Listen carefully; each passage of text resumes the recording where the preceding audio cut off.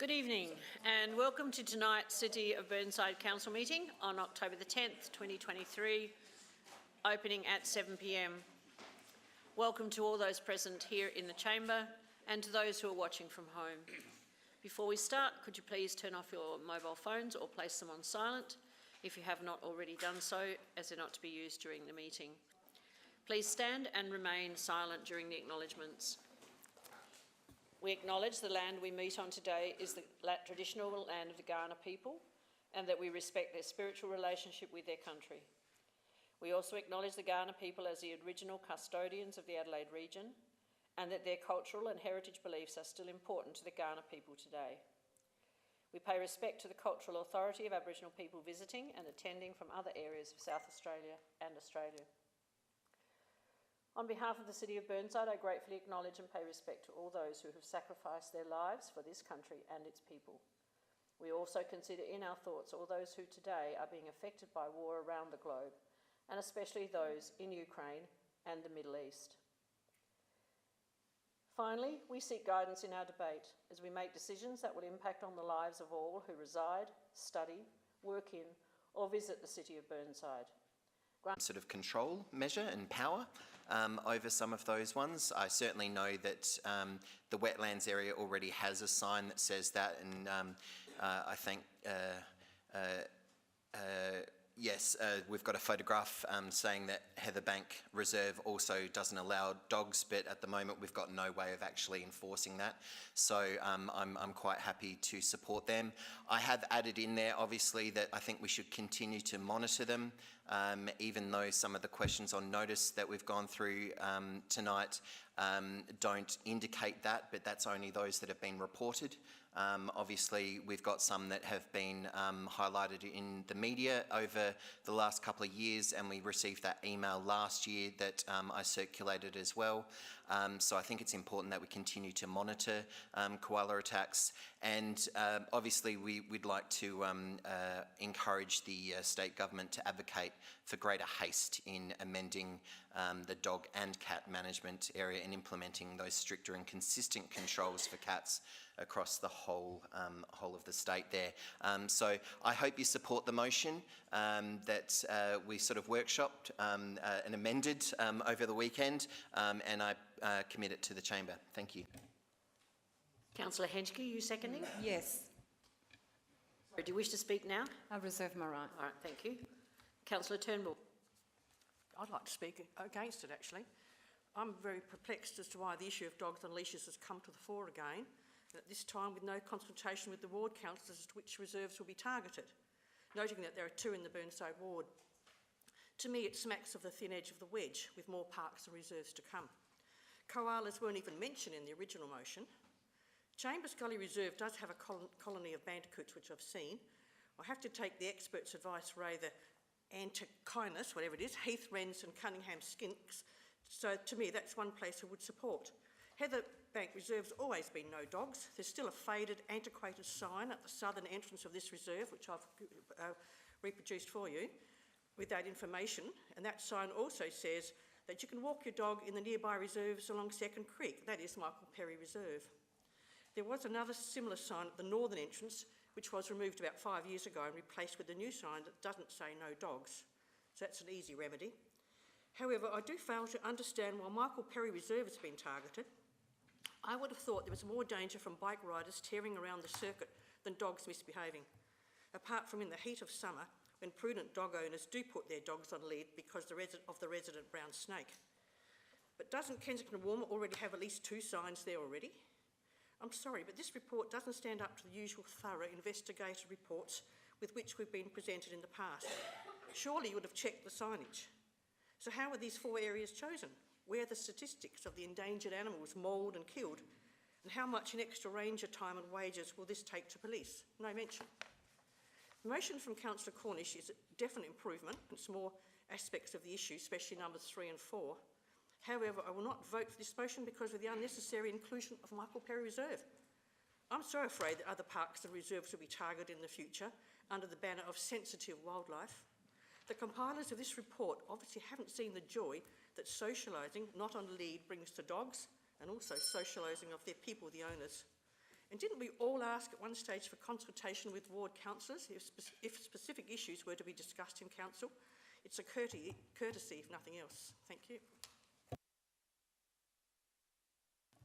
Anyone else wish to speak? Councillor Henschke? Yeah, a question through the Mayor, please, to the administration.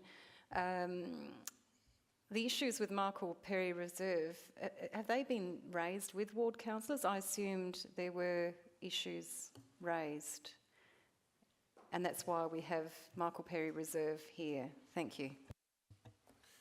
Yeah, through Madam Mayor, I might get Dr. Field to provide clarification and also provide insight into some of the commentary from Councillor Turnbull as well. Thank you.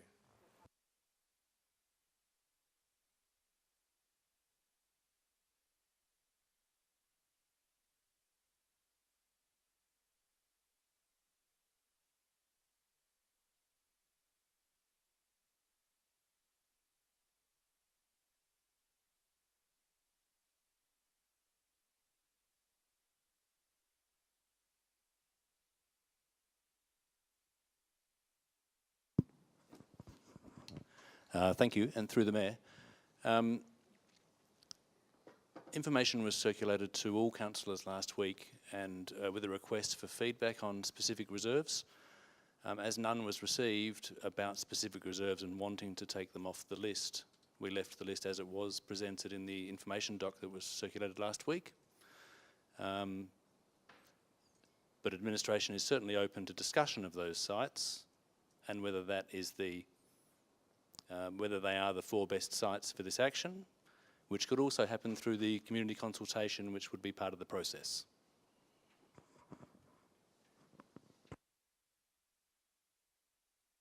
I have an empty screen. Councillor Davey. Thank you, Mayor.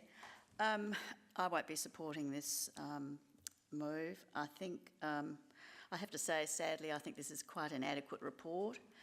It doesn't address the issue it purports to, that is that dogs are attacking our wildlife in these parks and therefore need to be on leash. The report contains absolutely no justification for this. There is no data which tells us, well, we've just received some just before the meeting. There's no data in the report which actually tells us when, where and how dog attacks are occurring. As I walk in my community in many of these parks daily, I am but one with my 2 dogs of hundreds and hundreds of like-minded people and dogs. We have 5,634 registered dogs in Burnside, and in the last financial year we had 5 dog attacks on other dogs, 2 dog attacks on humans, down from 10 the year before, 1 dog attack on wildlife with 0 the years before, and 7 dog attacks on dog attacks in public parks. So I don't see that we've actually made a case that we've got a problem. For the record, I'd also like to note that I was the councillor who raised the issue of koala health and safety in the City of Burnside when in April 2022 I moved a motion to the effect that we needed to be planting koala-friendly tree corridors in the City of Burnside to support the health of those koalas who are moving down through the hills and down into our suburbs. Part of the response to this in the report of August 2022, so this is 15 months ago, was that koalas would be safer if dogs were kept on leash. My consideration and reason for the motion was to support koalas, other birds and wildlife, which if they don't have access to the right trees and food can succumb to kidney disease, which when they're also infected with chlamydia means they often move to the ground to look for water and makes them defenceless. Again, there is no rationale for this proposal. In actual fact, our Dog and Cat Management Act is due for renewal. It's 2018 to the Dog and Cat Management Plan, for those who are new to council, 2018 to 2023 is due for renewal. I actually think if we were a strategic council, we would be reviewing this and including in that what we need to do about our dogs on leash areas. I think that would be far more objective, strategic and fair on our community. I think it's short-sighted management. I don't know where this idea's come from, but I can't support it. Councillor Harvey. Thank you, Mayor. This is absolutely like putting the cart before the horse. Where is the data that has been not supplied to support why this is even being raised? Where is the data on dog attacks, on wildlife being attacked by dogs? In Kensington Gardens Reserve at the wetlands, there are 24 signs around the wetlands. 2 of these signs say to keep dogs out of the wetlands. 2 signs at the northern end of the wetlands say dogs on leads in the playground. If the rule of dogs on leads within 10 metres of playgrounds applies, then this includes the wetlands. There is no information on the costs for these 4 areas being patrolled by rangers, and there is no current plan for animal management. There has been no consultation to the ward councillors for Kensington Gardens Reserve being included, the wetlands, and of the 4 locations that are being mentioned, on a daily basis there must be hundreds of dogs that are being walked in these locations. And having walked these locations many times with my own dog, I have never seen any dogs attacking wildlife on any occasion. So the wetlands were open 2 years ago. If this was such a hot topic, why has this only just come to council now, after it being raised some 18 months ago? And concern for our wildlife was not raised then. It hardly seems believable. And the City of Burnside community are very protective of being able to exercise their dogs under effective control. It is a social gathering for people and their dogs. Respondents who wanted to voice their concerns with a status quo with no additional on-lead areas opposed to this restriction were 39 people. In favour of on-leads restrictions was 0. This data is from 2020, some 3 years ago, so hardly,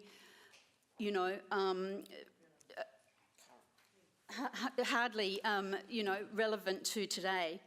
I'm told that staff recently saw 1 dog enter the wetland, 1 dog. So this is now a knee-jerk reaction to a place where all dogs on leads must be observed. This motion has been amended twice and I believe is very sketchy, and I will not support this. Thank you. Councillor Dawes. Thank you, Mayor. I think the first thing I would say is I don't know. I don't know what's going to happen. So I think, as Councillor Jones said once, that I was a great believer in community consultation.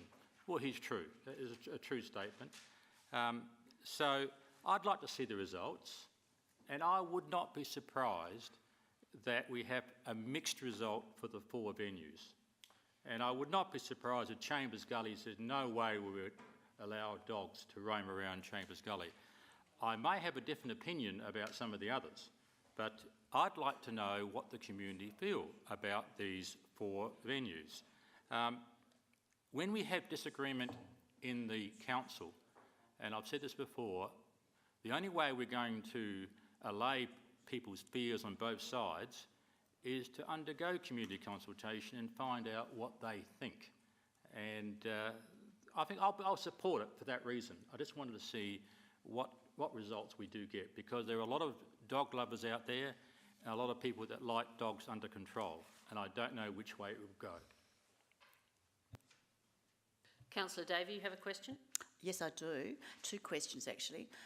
There's no costings for what this would be in terms of community consultation. And I should have asked first, is this intended for the whole of our community, City of Burnside community? and not just pockets? And then what would that cost, please? Through Madam Mayor, certainly the consultation would have to go across our community because just because you don't live near a reserve, obviously doesn't exclude you from using it. And I might just refer the second part of the question to Dr. Phil about the cost implications of conducting the consultation. Thank you. Through the Mayor, there are several ways that consultation could occur. There'd clearly be a need to put up some signage in the parks we are talking about, which would be very low cost.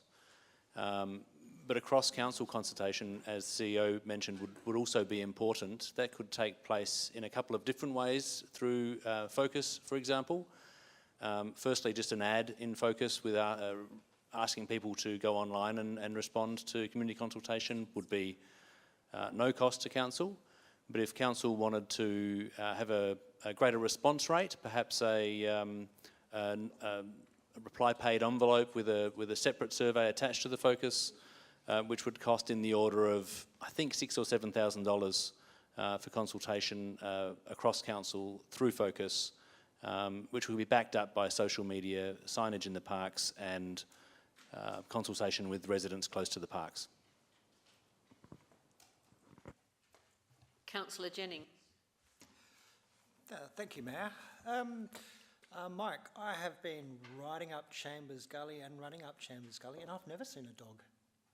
I So I was bitten by a dog when I was a kid, and I'm sort of petrified of dogs until I meet it. So there's nothing more troublesome than seeing a dog off the leash until I know it, and that's just me. But no, I do think dogs should be on leads, especially in these incredibly important areas for us and the Indigenous people whose lands these what they were. Councillor Wilkins. Thank you, Your Worship. I actually walk my dog on lead all the time. He has a yard to run in. I'm cognizant of the fact that he can actually kill a sleepy lizard simply by shaking it like his teddy bear that he has, and it is not a pleasant sight to witness. So I take my dog on lead. And in my neighbourhood, one of the young mums was walking in Vic Park, actually, and taking her dog for a walk. Didn't have her two young children with her, fortunately, but her dog was on lead and was attacked by another dog, which was supposedly under effective control. Well, it wasn't, because she ended up trying to part the dogs. She needed help from a stranger, came to her rescue, but she ended up going to the doctor for stitches in her arm and other abrasions on her legs, etc. I spoke to the president of the Dog and Cat Management, or the chairman of the Dog and Cat Management Board, and said, what should she do? She reported it to the police. We reported it to Adelaide City Council. So it's on the record that there was a significant injury to this person. Could have been worse if she'd had young children. So, and in my own park, in Eastwood, Grove Street Reserve, I think there should be a notice that's saying that this is a park for children to play in, small dogs are welcome, big dogs have to be on a lead in that park. I've seen big dogs from my neighbours actually climbing onto the picnic tables, laying on the picnic tables, inappropriate in a park next to a kindergarten. So I do think there does need to be some discussion about this. Extension. We do need to consult the community, and I think perhaps we need to do it when we revise, as Jane alluded to, the Dog and Cat Management Plan. Seems to me to do all the consultation for that plan, plus this subject that we're debating tonight. Thank you. Councillor Turnbull, you have a question? Yes, thank you, Mayor, I do. I said in my thing about how were these 4 areas chosen as a rhetorical question. Now I'm asking it as a real question. How were these 4 areas chosen, please? Through Madam Mayor, if I can just refer that to Dr. Phil. Thank you. Through the Mayor, working with the conservation officers that manage the biodiversity sites around Council, a list of sites was put together that in their expert opinions were of highest biodiversity value, and then looking at those sites, choosing the first 4 because we felt that was a balance between requiring dogs to be on lead in some sites, but also allowing other sites where people can still take their dogs off lead where there is a natural environment, because people want to take dogs off lead in natural environment. Can I just remind people about, I've had 3 interruptions now of different speakers, and the next person who does speak out of turn, who interrupts or is not showing respect, I'll ask them to leave the room. That is my role, it's my responsibility, and there's been far too much of it, and it has to stop. Now, Councillor Davey, you have another question. Yes, I do. Thank you, Mayor. Through you to the CEO, I'm a bit confused about the consultation and community engagement process for this.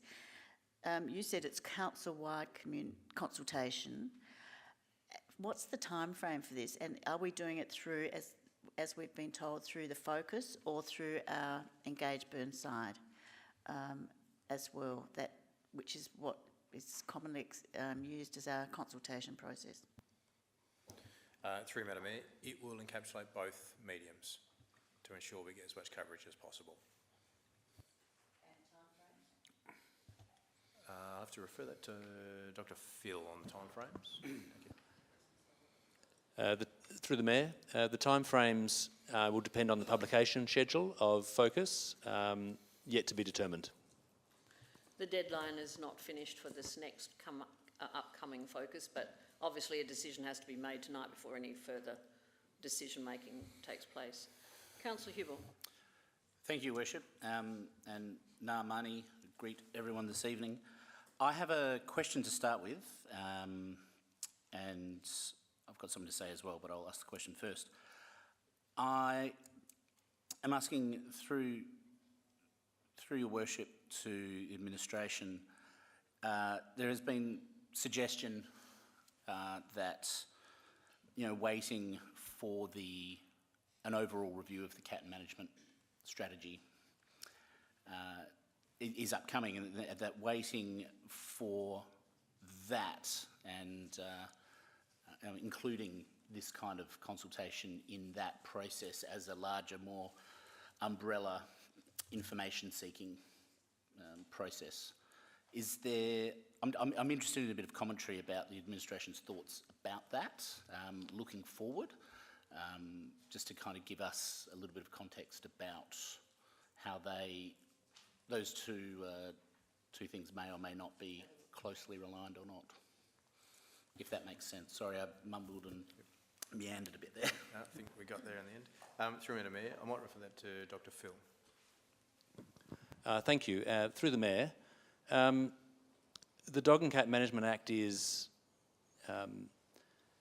it's been recommended for review, the State Government Act, the legislation, and pending that, the advice from the Dog and Cat Management Board to the Council has been to do a light touch review of the Council's plans, so that Council isn't expending a lot of time and resources and money reviewing its plans and then having the legislation change over the top of it and then having to review its plans again. So basically there's a holding pattern with the plan until we see what happens with the legislation. So if we wanted to go down that path of waiting for the plan and wanted to do more than a light touch review and avoid extra costs, we may be waiting for some time. However, it would be Council's decision if it wanted to review the plan in more detail earlier, it would just incur more cost. I lost the call, but as a follow-up, do we have any idea about time frame for where the State Government's at? I mean, I know it's a bit of a crystal ball, but do we have some sort of idea? Through the Mayor, The Dog and Cat Management Board has put together a review document, and the Minister has accepted that document. It's now a political process as to when that will occur. I think that the point 4 on the amended motion speaks to that and asking the state government to move on that. So you'll wait and ask your question, speak later? Okay. All right, then Councillor Hallett, you're next. I actually do see sense in Councillor Davies' suggestion that we tie this into a review. I hear the administration's advice that we might be waiting a long time. I'm also a dog owner, but I have witnessed attacks on wildlife in Kensington Gardens Reserve. I've seen ducks attacked and killed, and I've also seen possums killed by dogs. I don't disagree. I don't disagree with having dogs on lead in sensitive areas, because to me our fauna, our native fauna comes first, and the dog is still getting exercise. Even if the dog's in a natural environment, like further up Chambers Gully, you know, we wouldn't know what damage they were doing, because if they do come across a lizard, or if they come across skinks, or if they come across frogs, things like that, might not necessarily know. The other thing about attacks is that I think a lot of people don't actually report attacks. I'm not saying there are a lot that are happening. I've seen one dog attack, and that was a dog on dog in Kensington Gardens Reserve. But I do think there probably are incidences that are not reported. When I've seen the attacks on wildlife, I haven't reported them. I didn't know that you were supposed to. And so I do think that there is sense in moving a consideration of dogs on leads around sensitive fauna areas to be considered as part of the Dog and Cat Management Plan review. And if we don't go down that track, then I would like to recommend that we add a word into statement 4 in the amended motion so that it reads consistent controls of feral and pet cats. I'd like the word feral added before pet cats. Councillor Davey, you have another question? Thank you, Mayor. Yes, I have 2. Is our dog park being renovated and upgraded at the moment? Is this the right time to be doing this? And 2, as we're looking at protecting our wildlife and reducing attacks on wildlife, what is council actually doing about educating and promoting keeping cats at home and containing cats? Thanks. Through Madam Mayor, can I just clarify the first question? The dog park. You said is Our the dog park being upgraded at the moment?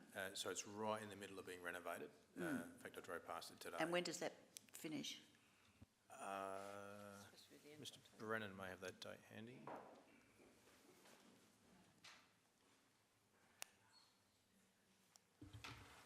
Through the Mayor, the dog park is currently under renovation, due for completion by early next year.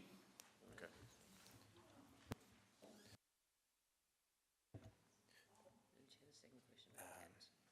And the second question, I might refer that to Dr. Phil for clarification. Thank you.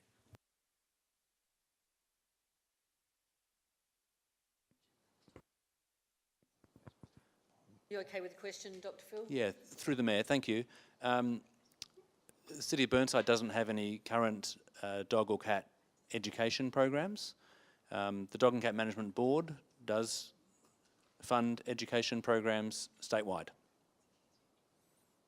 I would have to ask them what their current programs are if you wanted to have more information.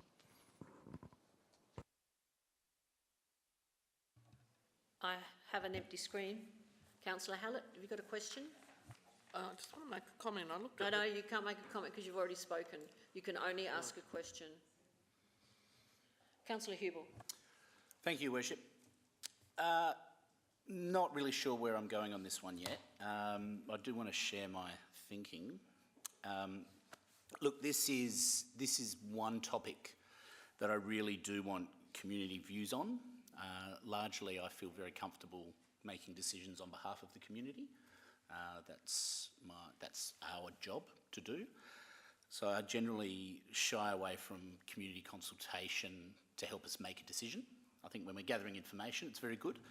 For this one, I have strong personal views about this, and I tread very carefully with such matters because I don't want my personal views informing my decision making. I really do want to know what is best for the community, and I think a consultation for this topic is something I personally welcome. Like Councillor Jennings, I was attacked as a child. I was hospitalised as a child in Hazelwood Park. I was attacked by a dog. Have gotten over that fear and have lovely Teddy sitting at home. So I'm very much a dog lover. And I'm very supportive of the benefits of walking dogs off lead. But I have very strong feelings and I guess empathy with people who don't hold that view. I think there are a lot of people that I know that there are people that avoid parks and reserves because of dogs off leash. So we've got very strong feelings both ways, and this is a very, very tricky topic. Another issue I made a note of there is effective control is an effective misnomer. You know, I think that the amount of time it can take for a dog to grab something it shouldn't, be it a child, someone's ankle, a numbat, recall control doesn't cover that. And look, my old dog Dolly, rest her soul, tradie let her out, was very, very, very, very obedient, and I quite comfortably walked her off lead in Hazelwood Park. I get it. My new dog Teddy is still a very naughty puppy, so that leash is firmly on his collar. I was a little bit surprised Dashwood Reserve stayed off the list. I would have, as the ward councillor, supported that being a on-leash area, given that you go just off the track, you're in state government controlled land where there shouldn't be dogs. So while that is a very open area, you'd need to have the dog on lead off the track, but it's off lead on the track. So there's a whole lot going on here. I guess, and that was why I was really interested in where we would be going with the future of the plan. So I'll listen to the rest of the debate, make up my mind. Not sure where I'm at, but yeah, thanks. Councillor Jones. We live in suburbia, people. We don't live in a national park. This motion originally came about to protect koalas. The only koalas I've ever heard being attacked are in Hazelwood Park, which isn't on this list because it's not a biodiversity zone. So this whole concept makes no sense to me, so I won't be supporting it. I have a blank screen. Sorry, CEO, you wanted to make a comment. Apologies, I moved forward without. Yeah, if I may, Madam Mayor, there seemed to be some confusion as to why this report is before council. And I just wanted to clarify why it's come before you. And it comes back to a previous resolution of council, and I'll just read it out. So council actually resolved back in August of 22 that it notes, so this is a council direction to my staff. Council notes that the most effective method of ensuring fauna safety in council reserves with substantial habitat for wildlife would be to declare those reserves as dog on leash areas in accordance with the City of Burnside Bylaw number 5, and that this matter be presented to the incoming council for deliberation on whether to consider and implement additional dog on leash areas in Burnside. So the council gave very clear direction to my staff to provide this report back to you. So I just felt I just needed to make the council very clear about that. The other thing, if I may, Madam Mayor, just to touch on is it appears some councillors weren't aware of the communication about the locations and the opportunity to provide feedback. And I just want to offer the opportunity, if councillors have any ideas about how I can share that information more effectively so it doesn't get missed, I'd really welcome that feedback. Thank you, Madam Mayor. A workshop would have been fabulous. Councillor Davey, you have another question? Thank you. Just hearing what the CEO has just given us in terms of feedback, is there any reason why the administration wouldn't have workshopped this issue with the new council? We've got 5 new members of council. This whole motion was moved and report was, sorry, 5 new councillors. Yeah. The report was received 16 months ago. Would it not have been a really good idea to give us an information session? And because, frankly, we didn't have very much consultation about this before it was lobbed into a report. Through you, Madam Mayor, hindsight is 2020, and certainly sitting around the room this evening, I will take it on board that in future issues of a similar nature, I think we should endeavour to do a workshop. So I'm happy to take that feedback back on board. Thank you. I have a blank screen. Councillor Henschke, it might be your turn.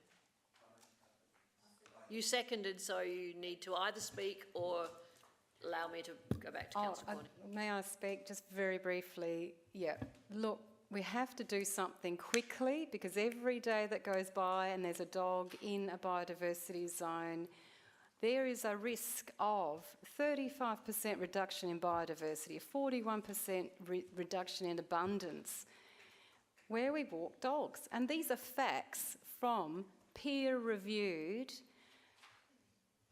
paper by Professor Peter Banks, and this work it's a fact that's been researched across Australia in 90 sites in woodland. I mean, they're the facts. I'm not an expert. We're relying on the experts, and we've got it in front of us.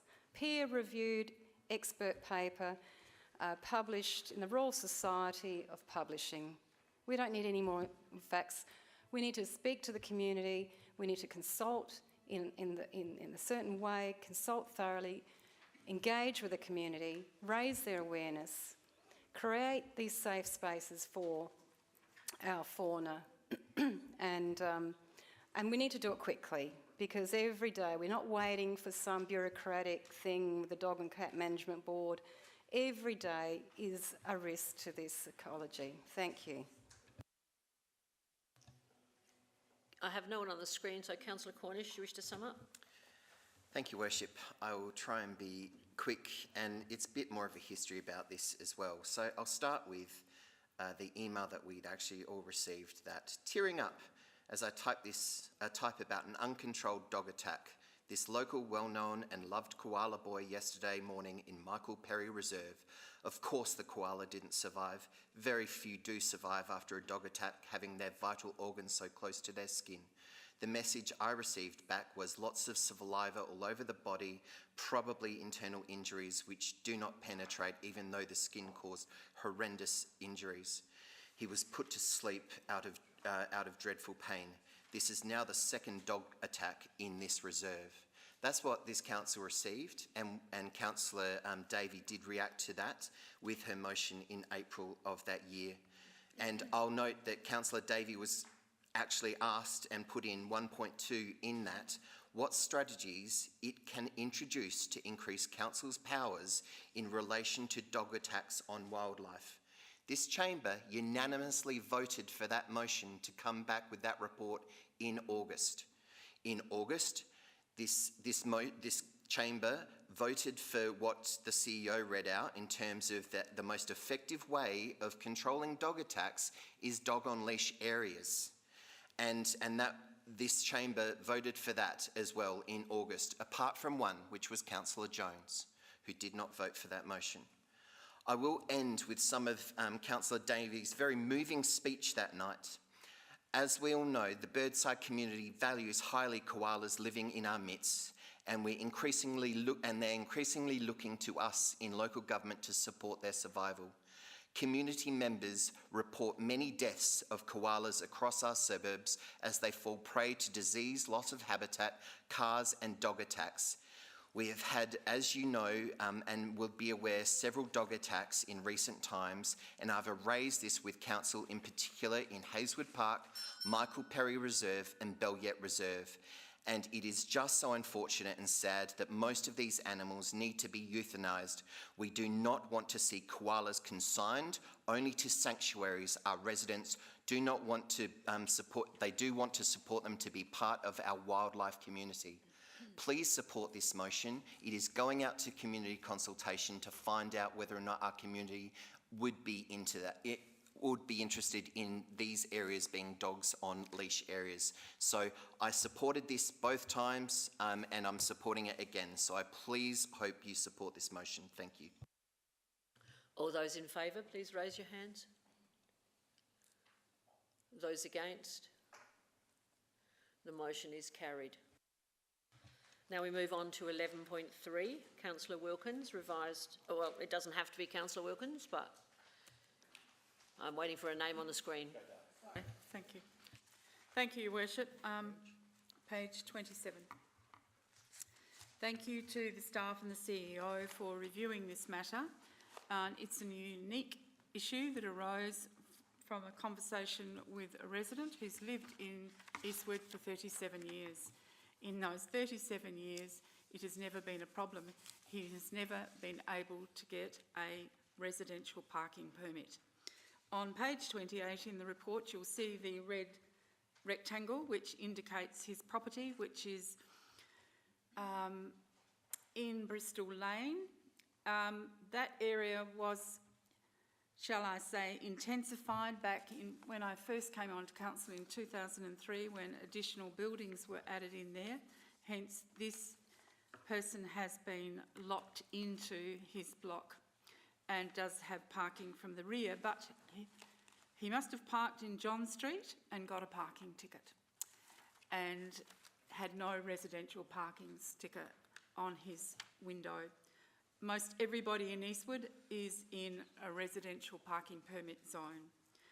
I would urge you to support this revision and be able to facilitate the issue of a permit for persons such as this resident. Another issue has arisen in this year as well.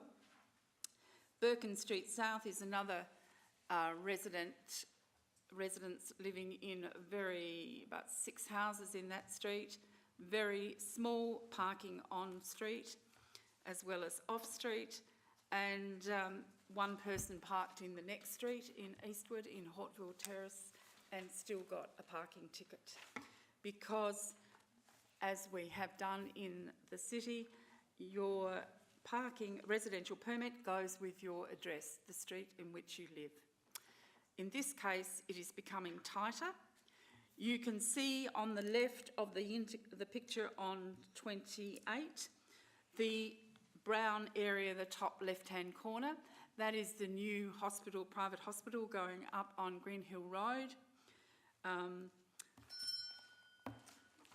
That is how tight Eastwood is becoming.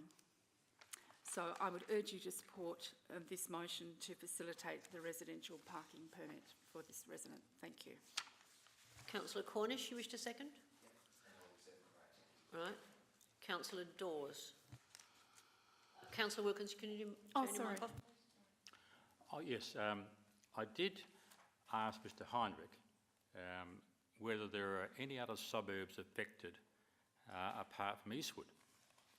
And even though we both thought it was highly unlikely, we're wondering if the mover and seconder would agree to remove in 6.27 on page 35 to just say where the property has access from a public road, because there may be in the future, and we never know in our inner suburbs, where a house is built on a lane, for instance. You know, there's a change, you know, as we know, there's a lot of infill going on.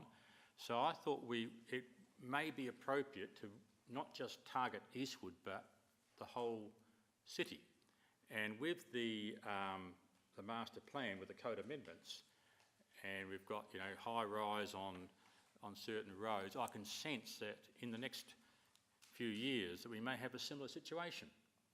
So why don't we change it now? But that's the point I'm making. Do we have to have in Eastwood? Could you just go back to the point and the page reference, please? 6.27 on page 35, we remove the words in Eastwood and the property, and now it's where the property has access.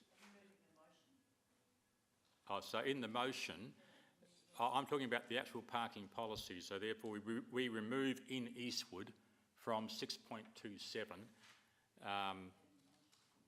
That would satisfy the revised motion. But I did copy in the executive on that. I don't know whether the CEO remembers that.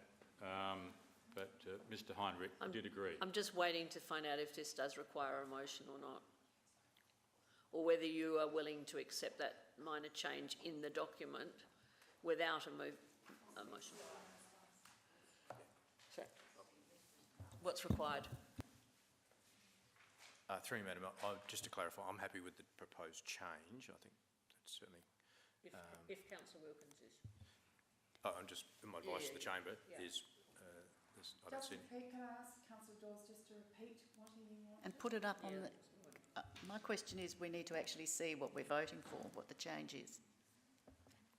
If you could just tell me Mark off first. Yeah. So basically what I'm saying is that if it happens to any house in Burnside, 6.27 applies. And that, yeah. Just go back to the page reference again. Page 35. Yes. Clause 6.27, which is at the very top of the page. Yes. Right. So on the second line, we remove in Eastwood and the property. And then it says the property has access from a public road in which parking is not available, etc. So therefore, it didn't matter whether the building is in Eastwood, it could be in Turek Gardens in the future. Yeah. So it's a wider...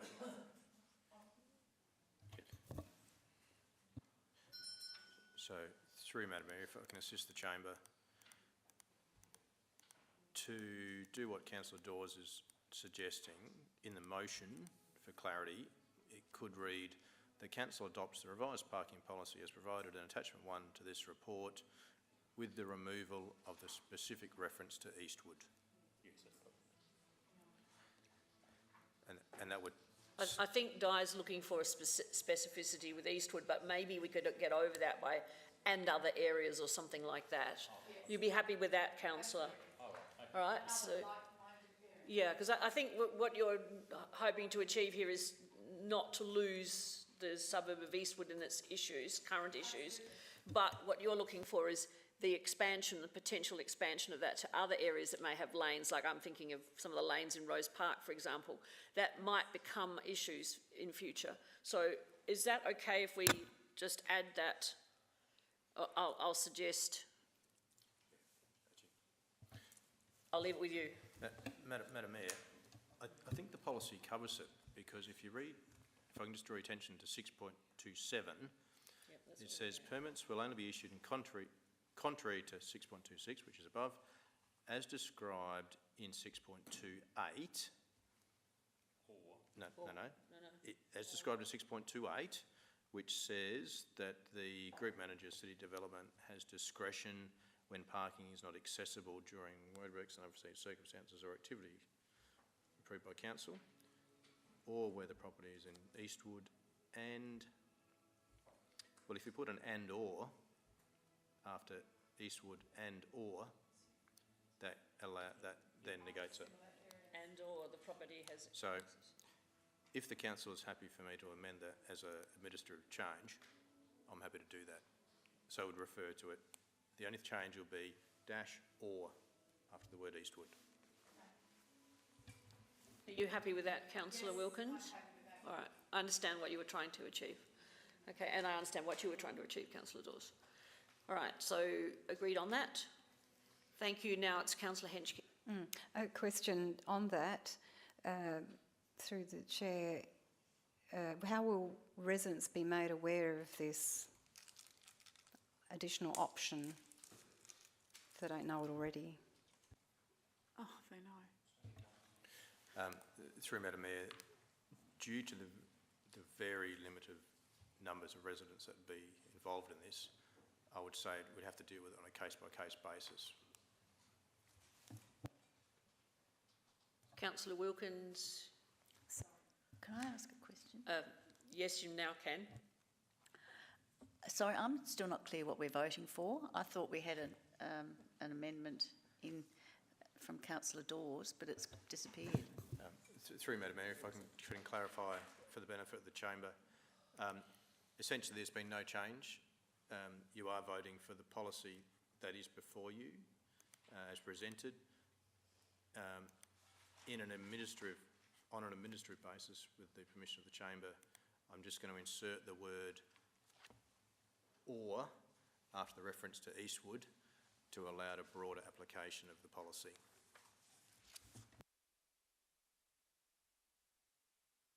Right, there's no one else on my screen, so I'm going to go back to councillor Wilkins to summarise.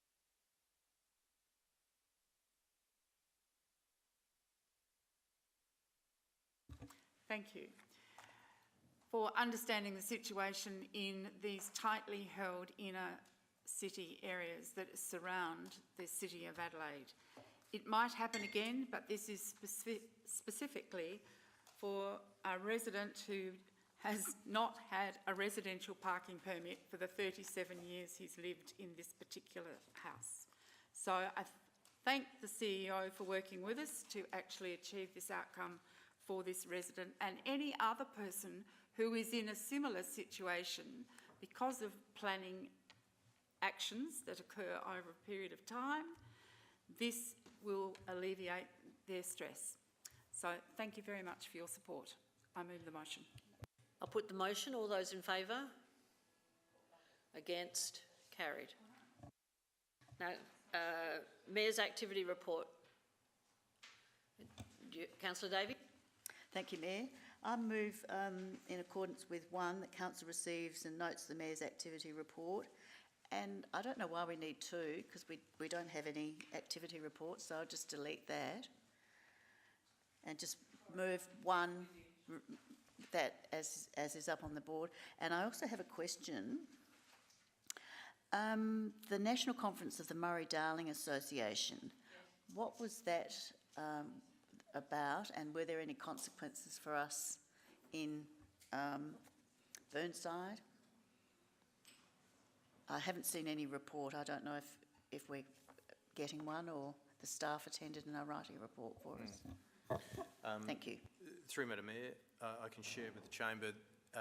Essentially, it was their annual conference, but the key part of the session was for the federal government to share with us their renewed focus on the security of the basin and ensuring in particular that South Australia would be more assured of its allocation. And there's the current rhetoric in the media is they're looking at voluntary buybacks in states north and east of South Australia to ensure that I think it's at least 450 gigalitres is returned to the system. So it was an opportunity for the federal government to share with us their renewed focus on ensuring the health of the river system within South Australia. I did allude to it in a TGIF after that, but I'm happy to send some collateral around if that helps. It was a 3-day conference, and the CEO and I only attended for 1 day, did not attend any dinners or any other functions or the tours, etc. But it was really good sitting with Mayor of Murray Bridge, mayors of Coorong Council, and talking to other councillors about the issues they've had, particularly with the excesses that many councillors across Australia have had in terms of drought and bushfire and floods. And so it was really, really an opportune time to find out how each of those councils are dealing with disasters, natural disasters that are happening more and more in our communities across the country, and how they're dealing with the mental health issues as well. That was one of the other matters of conversation on the day that we learnt about. And by talking with Mid-Murray Mayor and the issues that they've had with the response to the floods along the Murray was particularly informative. We're not likely to have the floods, but we certainly are potentially in a very high bushfire risk area. And so we could learn from them as well. Councillor Dawes. I wish to second. Okay, thank you very much. Does anyone else wish to speak? All right, then I will put... Oh, Councillor Davey, did you wish to say any more? All right, then I'll put them... I do. Oh, sorry, Councillor Harvey. Thank you, Mayor. I'm just inquiring, was any information emailed to any councillors advising that the Kensington Cricket Club was turning 100 years old? No, I just got an invitation to attend the dinner. It was sent to me as the mayor. Initially, I said I couldn't go, and then I found I had my previous engagement was cancelled, so I did actually take up the opportunity and was as I had been asked to attend, because they were announcing the team of the century, and also announcing the book that's being written by Andrew Faulkner on the history of the club. And so I attended as a guest on behalf of the City of Burnside. As far as I know, it wasn't an open invitation. It was just a one-off single invitation. No, I just thought it would be a benefit to just advise us that it had turned 100 years old, because I wasn't aware of it. I did put it up on my Facebook post after the dinner that it had happened, but I was not informed in any other way apart from an individual invitation to attend. Thank you. Now I'll put the motion. All those in favour? Against? Carried. Now, everyone's received their answers to the questions on notice. We have... Yeah, sorry. Sorry to interrupt, Madam Mayor. I just thought I should give a quick update on the Aldana trees. Oh, right. If that's appropriate Yes. now, Madam Mayor. Certainly. My team have been working closely with the Minister's office, and the Minister has confirmed that on Monday he'll be looking to do some media up on the site. It's essentially a closed session, but he's invited the Mayor, myself, and hopefully ABC, television and radio will be present. And I can share that the imagery that the Minister is interested in portraying is the actual installation of the signage. So he doesn't want to take a picture of the sign, he wants to see it being installed, as well as our teams cleaning up the site. And then hopefully the media picks up a morning and an evening session from there. So it's very good news, and I signed the deed for the $50,000 funding this morning to lock that in. So appreciate the update. Well done. Councillor Davey, you have I just had a question. Are the ward councillors not invited? Through Madam Mayor, I'll have to approach the Minister's office just to understand that. And obviously, if the Minister's happy, I'll certainly issue an invite. Now we'll move to 13.1, Tusmore Park, local government boundary alignment, and I think this was you, Councillor Cornish. It is, Your Worship, and thank you very much to the Chamber. A lot of you know this was coming even from a bus tour from very long ago, and obviously the issue came up again recently in terms of the boundary of Tusmore Park, being the boundary for Burnside and Norwood runs almost in the middle of it. I have even learnt from the Lions bookmark that apparently the outside toilet that they use underneath the pedestal, the hand wash basin, is in the city of Norwood, Payneham, St Peters, and the toilet is actually in the city of Burnside. That's how crazy the boundary is. This is just basically to start that conversation with the City of Nord, Payneham, St Peters to actually say, can we just move the City of Burnside's boundary to the outside edges of the entirety of the park? So while we own and maintain the park at the moment, we do have to seek Nord's approval quite a lot of the time to put in fencing. Well, you would notice that the wading pool fence has a very straight edge to it, and that's so that we didn't go into Norwood's side, because then we'd have to go through their development assessment panel processes and approvals as well as our own. So it does make things a little complicated there, and I'm hoping we can just change this boundary alignment, but this is the first step in that. So I hope you support this motion. I seek a seconder.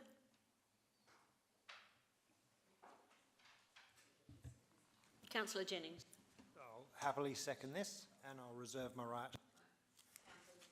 Councillor Davey, you have a question or you wish to speak? I just had a quick question about, which is allied to this, but not totally.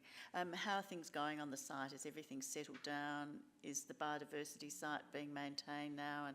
And is all the conflict that was there resolved and being managed appropriately? Yeah, it's interesting. It's gone a little bit quiet. I had some initial feedback in a couple of days after the council meeting, where we removed those bylines as a gesture of goodwill. I received some very positive feedback. I touched base with Mr. Kirk. He voiced his disappointment to me. He was very respectful about that. And that's the last I've heard publicly of it. But my team are now working about how we do that kind of co-design piece. But in terms of the residents, it appears to have gone quiet, to my knowledge. Thank you. Councillor Jones. Can I ask a question, please? How much is this likely to cost? I do understand the cost of these things can be horrendous. Through Madam Mayor, unless Mr Brennan's aware of a figure, I might have to take that one on notice and provide council with the feedback. Through the Mayor, depending on the nature of the application for a boundary realignment, generally a lot of the costs involved are in relation to the community consultation that's required. In this situation, we're not looking to relocate residents from one council area to another, so it may be that the costs that come through and the process that would be followed by the Boundaries Commission would be fairly low. However, the Boundaries Commission will be able to let us know that fairly early on, and we can provide some numbers through to council for consideration. It's not quite as bad as the battle that's happening at the moment between Campbelltown and Adelaide Hills, because that's about acquiring properties and residences and schools. So that's a whole different issue than just moving the boundary to around the outside of the oval. But I understand your comment and your concern. Councillor Cornish? A question, if I may. Could I just, I am assuming with this motion that every part or step of the process that you'd be coming back to the chamber, and this is only the first initial kick-off in terms of actually approaching Norwood to say, would you be happy with this? Through Madam Mayor, absolutely. Given the sensitivities that are around boundary alignments, even though we would like to think this is quite a simple one, absolutely yes, every step along the way will be requiring council input. For the sake of the new people, 4 years ago, then Vicky Chapman, who was Minister at the time, suggested the change in boundary and suggested that Heathpool and Marriotteville should become part of Burnside. That triggered off an initial reaction from the Mayor of Nord, Payneham, St Peters, who accused us of trying to steal their property. And then as a result, Vicky had to write to the residents of Beulah Park and see if they would like to go to Nord, Payneham, St Peters. The result of this consultation, which took forever, resulted in about 30% of people actually in both areas responding, and to which there was about a 15% either way. So Vicky Chapman decided that it was not worth pursuing this any further. That's right. The interesting thing was, if people had actually looked at their rates notice and compared rates, the Burnside, the Norwood, Payneham, St Peters people would have actually been better off in Burnside.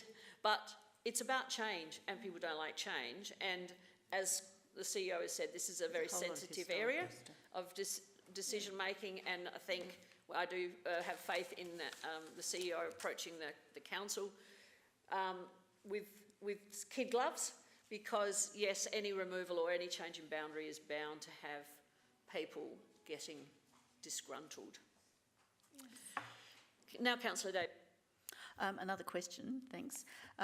We heard before that consultation across Burnside is only $6,000 or $7,000. Would that be the same for the city of Norwood, Payneham and St Peters?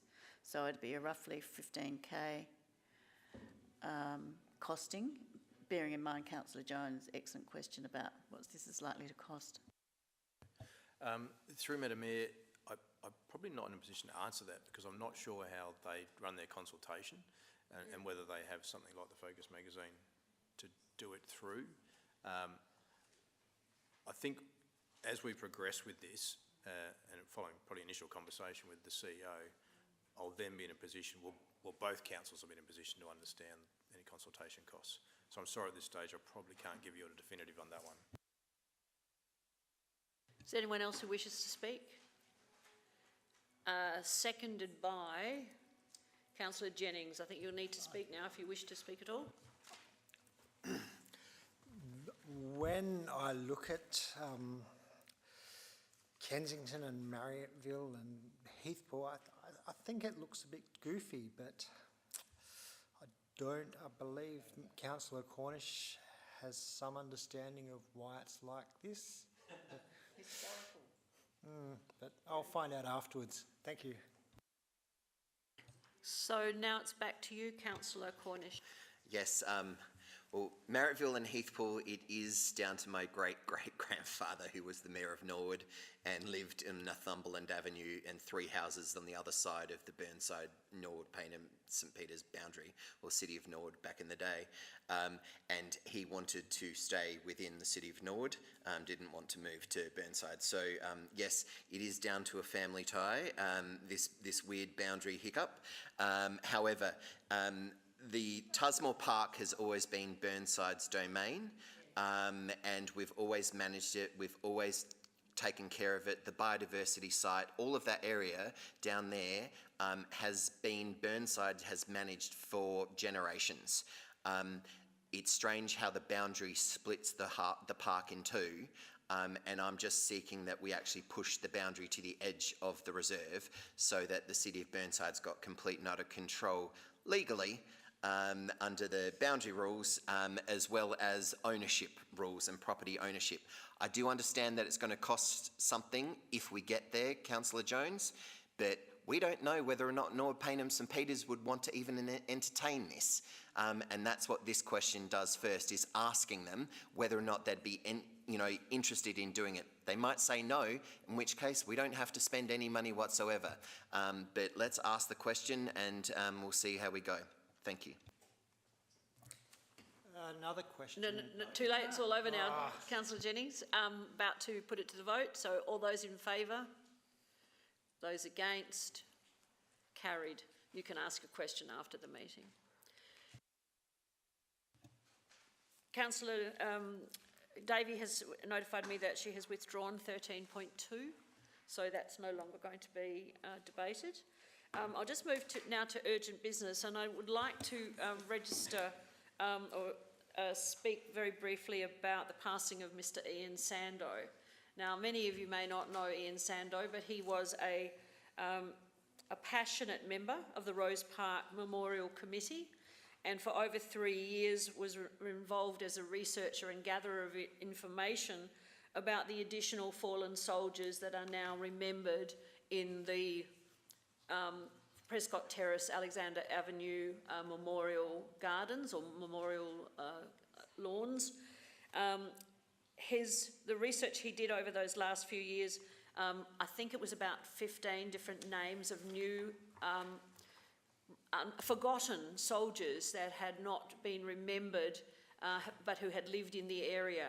And he and 2 other gentlemen did all of the research along with his Historical Cultural Officer, Michelle Toft. Sorry, I haven't mentioned her married name. But for those 3 years, did an amazing amount of work. And unfortunately, he passed away last week. And I was asked if I would send a sympathy card of condolences to the family, which I did also last week. I wasn't able to attend the funeral, but did you, if you would like to add anything, Councillor Hedgke, you brought it to my attention. Did you go to the funeral, or did you want anything to add? Yes. I'll turn my mic off. Councillor David, can you just turn yours off, please? I had a question. Well, we'll just finish with Councillor Hedgke first. Thank you, Mayor. And yes, you've kindly covered many contributions of Mr. Sando, and he was on the committee of the Friends of the Rose Park Memorial on the corner of Alexandra Avenue, Prescott Terrace for many years. Thank you. Now your question, Councillor David. Oh, thank you, Mayor. Earlier on, you threatened us with removal from the chamber for... I didn't threaten, I stated the reality of the Act. I'll ask my question. For interrupting, under what powers do you have authority to do this, please? I'll read it out.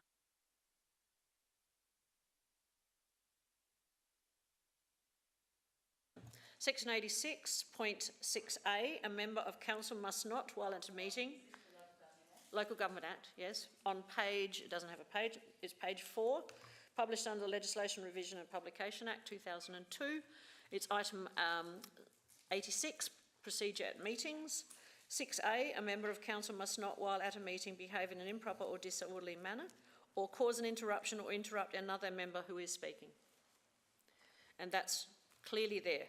If you contravene that, then it is my authority to ask you to be removed, and warnings have already been provided at every single council meeting throughout the last 10 months, and also at the beginning I reminded everybody today that that is the power that is given to the presiding member under the Act, the new Act. I would not do that without due consideration. But there were 3 interruptions tonight that were not appropriate, and I'm not going to call them out and say them again. Those people know who interrupted and when and why. But what I've said was that the power now is that as the presiding member, I can ask you to leave the room for anything from between a minute to 15 minutes. During that time, we are not allowed to make any votes. But you can be removed from the council for interruption. It's 86 procedure at meetings. Thank you. It's under I the just new really Act. appreciate when you're making those It wasn't threatening. statements. I wasn't threatening, I was said, stating a fact. I said statements that you actually cite what you're invoking, because it comes a bit out of the blue. Councillor, I did say Section 80. I did say Section 86 at the time. All right. Could I ask another question following on? I would have liked to have finished the Ian Sando condolences before we entered into something else. I thought your question was related to that. So I apologise for that interruption. Was there anyone who wanted to actually add anything more about in relation to condolences to the family of Mr. Ian Sando? If not, then now we'll move back to you, Councillor Dawes.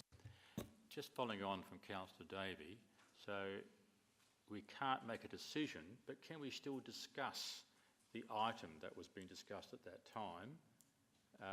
Yes. The debate continues, but no vote can be made. Thank you. And it is up to the presiding member to determine whether it is for out of the room for a minute, up to, I'm pretty sure is it 15 minutes? I was right with the 15 minutes, up to 15 minutes. I would think that would have to be a very, very serious misdemeanour for it to be 15 minutes. Okay, because the reason I asked that question, because at an Adelaide City Council meeting recently, a councillor was suspended, left the chamber, but the Lord Mayor said that we can't discuss anything, and they all left. the meeting. Well, that's so not- that's what I couldn't quite understand why That's the Lord... actually not accurate. Not correct. So Lord Mayor wasn't right that time. The rules state Okay. that the debate may continue, but no decision can be made until that person has been brought back into the room. Now, I don't wish to invoke that rule. I'm not using it as a threat at all. I'm saying that this is the rule, a new rule that came in under the new Act that applies right now. And some of this arose because of things that happened during council 5, 6, 7 years ago, when there was, and this gentleman in the gallery will remember some of those issues very well. And so it is about, if anyone is talking and it's disrupting, if anyone calls out, and twice that happened tonight, where people did call out and they shouldn't have, I'm not going to keep on reminding you. Every meeting I remind somebody. So I'm not going to do that anymore. This is the Act that I am supposed to be using, and I will use it. I don't want to, but that is what I have to do. It is my duty. Sorry, Councillor Davey, but that is my responsibility. You behave like school children, then maybe that's what you deserve. But the issue is, these are the rules, all right? Section 86, please read. I can't believe that there are any interruptions. I mean, The meeting is closed at 8:18.